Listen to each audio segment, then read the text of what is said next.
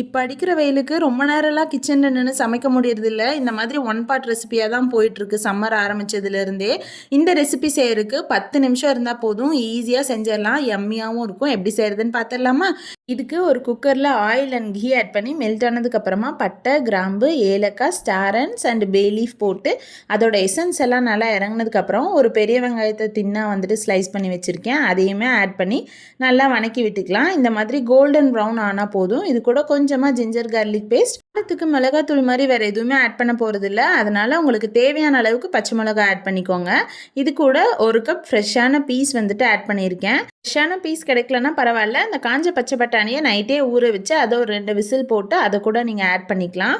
எல்லாத்தையும் ஒரு 2 நிமிஷம் அளவுக்கு வணக்கினா போதும். அதுக்கப்புறமா நம்ம ஊற வச்சிருந்த அரிசிக்கு ஏற்ற மாதிரி தண்ணி ஆட் பண்ணிவிட்டு உப்பு போட்டு ஒலை வந்ததுக்கப்புறமா ரைஸ் ஆட் பண்ணிக்கலாம்.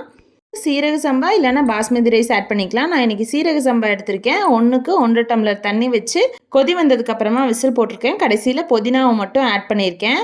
குக்கர் லிட் போட்டு க்ளோஸ் பண்ணி 2 விசில் வந்ததுக்கப்புறமா ப்ரெஷர் ரிலீஸ் ஆனதுக்கப்புறமா ஓப்பன் பண்ணிங்கன்னா சூப்பராக சாப்பாடு ரெடி ஆயிரும். இந்த ரைஸ்க்கு சோயா செமி கிரேவி சூப்பர் காம்பினேஷனாக இருந்துச்சு. வீடியோ பிடிச்சிருந்தா சேனலை சப்ஸ்கிரைப் பண்ணிக்கோங்க. பாய்.